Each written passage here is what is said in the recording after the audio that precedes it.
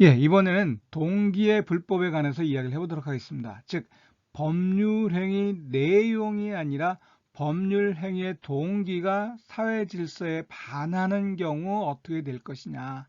즉, 살인을 위해서 무기를 매수하거나 마약을 제조하기 위해서 가옥을, 주택을 빌리거나 또는 매춘업을 하기 위해서 주택을 빌리거나 또는 밀수 또는 도박을 위해서 자금을, 돈을 빌리는 경우에 그 법률행위의 목적이나 동기가 결국 사회 질서에 반한다라고 하는 겁니다. 즉, 살인을 위해서, 마약 제조, 매춘업을 위해서, 밀수를 위해서, 도박을 위해서 이와 같은 동기나 목적이 사회 질서에 반하는 경우에 그 매매계약, 임대차 계약 또는 소비대차 계약이 효력이 있느냐 아니면 당연히 똑같이 무효가 되느냐라고 하는 겁니다. 이게 동기의 불법이라고 하는 거죠. 즉 동기의 불법에 관한 이야기입니다. 자, 그러면 예를 들어 이런 사례 한번 생각해 보시면 될 것 같아요. 도박을 하기 위해서 돈을 빌립니다. 그러면 이 금전소비대차 계약이 있고 이 돈을 빌려서 뭘 한다라고 하는 거죠? 도박을 하기 위한 동기가 있다라고, 동기, 목적이 있다라고 하는 겁니다. 그러면 이 동기는 사회적 타당성이 없기 때문에 앞에 좀 전에 말씀드린 것처럼 사회질서에 반하는 반사회질서적 법률행위, 즉 법률행위 동기다라고 하는 겁니다. 그럼 이 동기가 사회적 타당성이 없는 경우, 반사회질서적인 경우에 이 계약, 법률행위의 전체가 이것도 무효가 되느냐라고 하는 겁니다. 무효가 되느냐. 뭐 쉽게 이야기해서 도합빚을 갚아야 하느냐라고 하는 게 문제가 발생할 수가 있겠죠. 그래서 달리 이야기하면 동기의 불법이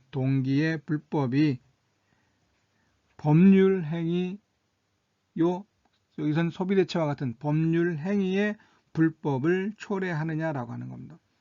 동기의 불법이 법률행위의 불법을 초래하느냐라고 하는 거죠. 이것이.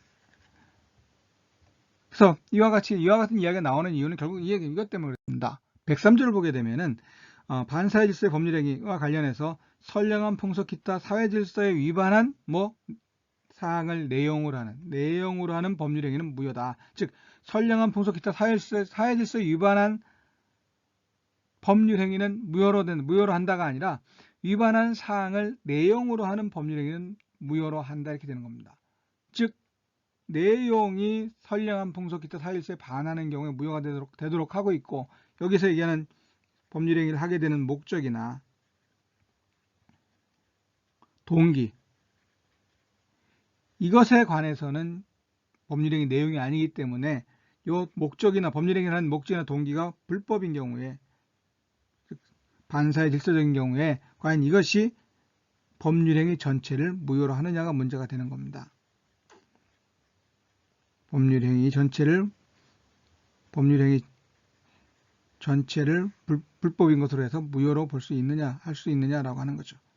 결국 이거는 법률행위의 내용이 아니기 때문에 그렇습니다. 아니기 때문에. 그래서 독일 같은 경우는 138조 1항에서 독일민법 138조 1항에서 법률행위 내용이 아니라 법률행위가 선량한 풍속에 반할 때는 무효로 한다 이렇게 규정을 하고 있습니다. 그러니까 법률행위의 목적이나 동기가 사회질서에 반하는, 즉 반사회질서적인 경우에도 그 법률행위 전체가 반사회질서적인 것이 되고 무효가 된다라고 하는 겁니다. 또 우리는 그렇지 않고 법 위반한 사항을 내용으로 하는 법률행위는 무효로 한다 이렇게 하고 있기 때문에 동기나 목적이 불법, 반사회질서적인 경우에 법률행위 전체가 무효가 되는지가 문제가 되는 겁니다. 그럼 이에 관해서 어떻게 이해할 것이냐. 학설은 여러 가지, 표시설이니 주관설이니 비교 형용설이니 인식설이니 또 유형설이니 많이 나뉘고 있지만 우리는 판례만 가지고 이야기하자. 그럼 판례는 뭐라고 하고 있느냐? 판례는 이건 앞에서 이야기했던 것이고요. 넘어가서 판례는 사회질서적 위반의 모습, 사회질서적 위반의 모습에 그래갖고 이건 지난 다른 영상에도 말씀드렸지만은 요거 표시되거나 상대방에게 알려진 법률행위 동기가 반사회질서적인 경우, 즉 표시되거나 상대방에게 알려진 동기가, 즉 상대방에게 표시가 됐거나 상대방이 이미 알고 있다라고 하는 거예요. 이런 경우에 그 동기는 뭐가 된다는 거죠? 그때는 사회질서 위반하는 것이고 법률행위가 무효가 된다라고 하는 겁니다. 즉 법률 행위가 표시되거나 상대방에 알려진 경우에는 그때는 103조 위반의 법률행위가 될 수 있다라고 하는 겁니다. 자, 그렇게 이해하시면 될 것 같아요. 자, 그러면은 그래서 이제 문제가 되는 것이 그러면 법률행위 동기가 무효다라고 했을 때 그러면 어떻게 할 것이냐? 어떻게? 네, 즉 이미 같은 경우 도박 채무 도박을 하기 위해서 돈을 빌렸다라고 하는 겁니다. 돈을 빌렸다. 도박 계약 즉 돈을 빌리는 소비대차 계약을 체결했어요. 자, 이 경우에 이 도박 자체는 동기가 불법입니다. 불법적인 동기예요. 따라서 법률행위 전체가 무효가 됩니다. 그러면 전에 사회적 타당성 영상에서도 말씀을 드렸지만은 이 경우 그러면 이행한 것이 없다. 돈을 빌려준 것이 없다라면 이행할 필요가 없어요. 그럼 뭐 부당이익이 아무런 문제가 없고 끝입니다. 근데 이미 돈을 빌려줬습니다. 이행을 했다라고 하는 돈을 빌려줬다. 그럼 빌려준 돈은 어떻게 할 것이냐라고 하는 거. 빌려준 돈 돌려받을 수 있느냐라고 하는 겁니다. 빌려준 돈을 돌려받을 수 있느냐. 그러면 이에 관해서는 민법 741조에서는 어떻게 해요? 법률상 원인 없이 타인의 재산 또는 노무로 인하여 이익을 얻고 이로 인하여 타인에게 손해를 가한 자는 그 이익을 반환해야 한다고 부당이득 반환이라고 하는 겁니다. 그러니까 이 도박하기 위해서 돈을 빌리는 이 소비대차 계약이 무효가 되니까 원인 없이 결국 돈을 이미 빌렸다라고 하면 이미 이익을 얻은 것이니까 그건 부당이득에 대해서 반환을 해야 되는데 문제는 뭐가 746조가 걸리는 겁니다. 불법의 원인으로 인하여 재산을 급여하거나 노무를 제공한 때에는 그 이익의 반을 청구하지 못한다. 그러나 그 불법 원인이 수익자에게만 있는 때에는 그러하지 아니하다 이렇게 되어 있습니다. 이걸 정리하면 이런 얘기입니다. 불법을 원인으로 해서 이건 뭐죠? 도박을 원인으로 해서 재산을 급여하거나 노무를 제공한 때는 그 이익의 반을 청구하지 못한다. 그 이익의 반환을 빌려준 돈의 반환을 청구하지 못한다 이렇게 되는 겁니다. 그러나 그 불법 원인이 수익자에게만 있는 때는 그러하지 아니한다. 즉 도박하기 위해서 돈을 빌려달라고 하면 돈을 빌려주겠습니까? 안 그런단 말이에요. 그러니까 어떻게 해요? 급하게 다른 일이 있어도 뭐 사업적인 집안에 뭐 이런 일을 이야기하면서 어떻게 해요? 돈을 빌려달라고 얘기하는 거죠. 그러니까 돈을 빌려주는 사람은 사업상 돈이 급전이 필요하구나. 또는 집안에 돈이 필요하구나. 이렇게 이해하고 돈을 빌려준 경우는 어떻게 해요? 그때는 불법의 원인, 도박을 하겠다라고 하는 이런 동기는 누구한테만 있는 겁니까? 돈을 빌리는 사람한테만 있는 겁니다. 빌리는 사람, 차용자, 차주에게만 있다라고 하는 거죠. 도박을 하려는 사람. 따라서 이 경우는 어떻게 해요? 불법의 원인이 누구한테? 차주, 수익자에게만 있는 것이니까 이때는 돌려달라고 할 수 있다라고 하는 겁니다. 다시 정리하면 이런 이야기죠. 자금을 대여했는데 이 사람이 요 돈을 빌리는 차주가 도박을 하기 위한 것이라는 동기를 가지고 있다. 이 동기를 알고 있었다. 또는 뭐 표시되었다. 도박할 테니까 도박하려고 그러는데 돈을 좀 빌려달라. 뭐 예를 들어서 도박장에서 돈을 빌리는 경우 대부분 어떻게 해요? 도박하려고 한다는 거 알고 있겠죠. 하지만 그렇지 않은 경우에 모르고 돈을 빌려준 경우는 즉 모르고 도박한다는 걸 모르고 알지 못하고 돈을 빌려준 경우 그거 알면서 또 도박한다는 것이 표시된 상태에서 돈을 빌려주는 경우 차이가 있다고 하는 겁니다. 즉 알면서 돈을 빌려준 경우는 746조의 불법 원인급에 해당하기 때문에 설사 빌려준 돈을 돌려달라고 청구해도 법이 도와주지 않는다는 겁니다. 돌려받을 수 없다. 하지만 모르고 도박한다는 사정을 얘기 안 하고 그냥 돈 빌려달라고 해서 사업상 급전이 필요하다고 해서 돈을 빌려줬는데 이때는 어떻게 해요?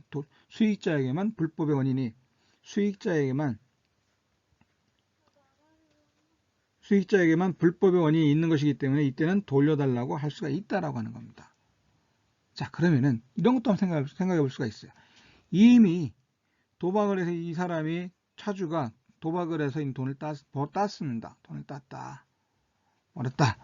라고 해서 기분 좋게 돈을 돌려줬어요. 그러고 나서 알고 봤더니 도박 자금을 빌려준 경우에는 뭐 주지 않아도 되고 계약이 무효니까 주지 않아도 되고 설사 빌려줬다 하더라도 돌려주지 않아도 된다. 그래서 도박을 해서 자기는 땄기 때문에 돌려줬는데 알고 봤더니 안 돌려줘도 되더라 이런 얘기예요. 그래서 이미 준 돈을 갖다 다시 돌려달라고 할 수 있느냐? 그것도 안 된다라고 하는 겁니다.